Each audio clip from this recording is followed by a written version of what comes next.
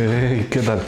Hoy vamos a estar hablando en un capítulo más de Caballero Literario sobre 6 frases que me impactaron, que me gustaron mucho. Son 6 frases de diferentes libros, excepto 2 que son repetidos. No las voy a decir por orden de gusto. No fue como la primera frase es mi libro favorito, ni nada por el estilo, porque en realidad nunca he sentido que he tenido un libro favorito. Es decir, cada libro ha llegado en un momento específico de mi vida y me ha enseñado muchas cosas que la realidad han cambiado mi forma de ver el mundo. Entonces, no siento que ningún libro marque como un libro favorito. Es decir, hay varios libros favoritos para mí. Mi nombre es Eduardo Caballero, como ya les comentaba. La primera frase es de El diablo en el cuerpo, que es Raymond Rodriguez o Radiguet. La realidad no sé muy bien el nombre. Este libro lo compré cuando estaba en Cuba. De por cierto, me choca un poco toda esta situación porque muchos de estos libros no lo tengo presencial, porque cuando vine de Cuba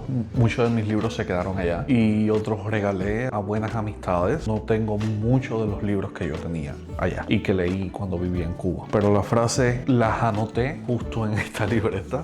Es una libreta muy antigua ya. Está decorada ponía por ejemplo el libro, el nombre del libro, el autor, y ponía las frases que más me iban gustando, aparte de haberlas marcado ya en el libro. También otras frases sueltas o algunos versos que yo mismo escribí o frases que yo escribí, y entonces así las fui acumulando. ¿Cómo me acuerdo de esta frase? Lógicamente por esta libreta, porque en realidad el libro no lo tengo conmigo. Pero bueno, trataré de dejarle una foto según vaya diciendo las citas para poder entrar en concordancia y ustedes sepan de qué libro tal vez les estoy hablando. La primera cita es: nuestra felicidad era un castillo de arena, pero como en este caso la marea no tenía hora fija, esperaba que subiera lo más tarde posible.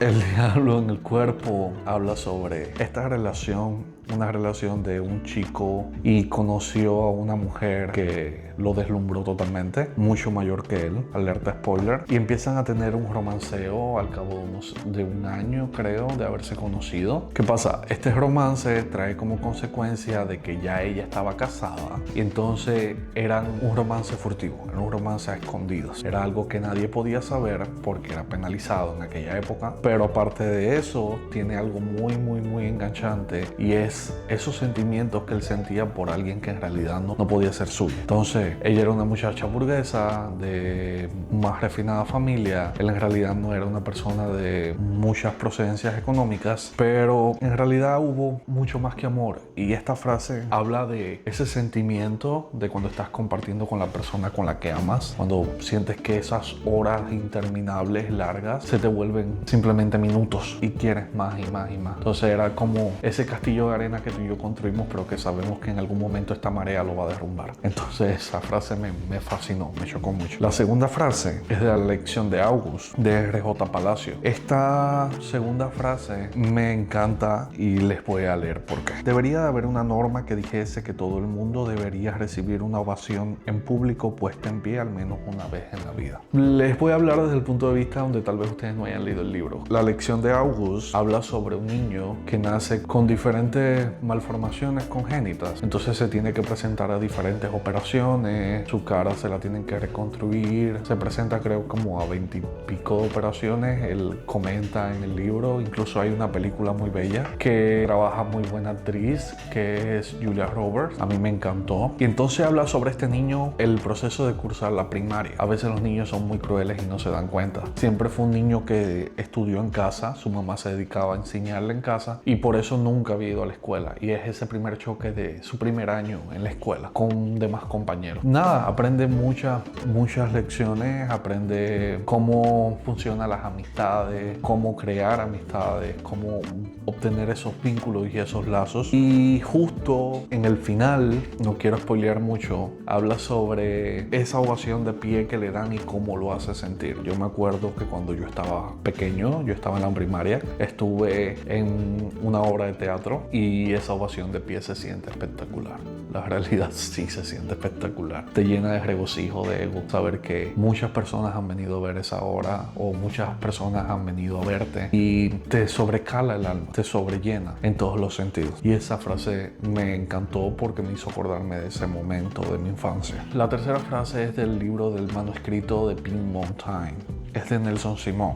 Nelson Simón es un escritor cubano. El libro es bello, es precioso. Es escrito como en prosa poética y narra la historia de la bruja de los cuentos. No es una bruja que sea mala, o bueno, en este caso sería ambivalente. Es una bruja que ha hecho todo por hacer al príncipe el amor de su vida. No ha podido lograrlo. Y cuenta en este manuscrito cómo se siente frustrada, cómo siente amor por ese príncipe y cómo el príncipe no le ha correspondido. Leeré el verso y luego les comento. La tercera frase dice: pobre la fiera que obedece al amo, cínico el domador que le ordena obedecer. Pero, ¿y si él nada ordena? ¿Y si ella es feliz obedeciendo?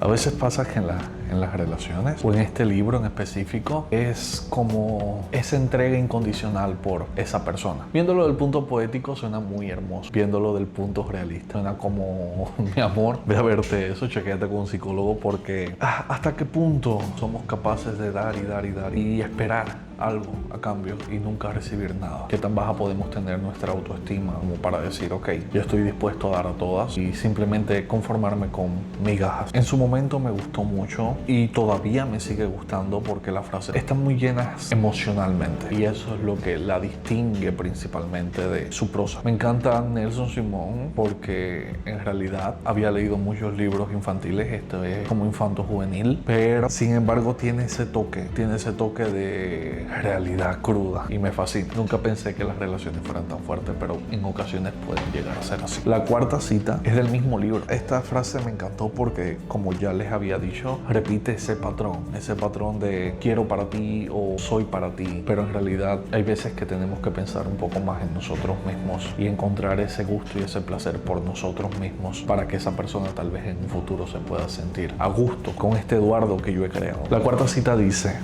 amar es ponerse de almohada, sostener la cabeza que se ama, ser nube y nido para su sueño, tronco caído para su cansancio, suave hierba cuando él se tumba a mirar las estrellas. Amar es ponerse de almohada, aunque él esté pensando en hacer suya la luz que tienen las estrellas y olvide dónde reclina la cabeza.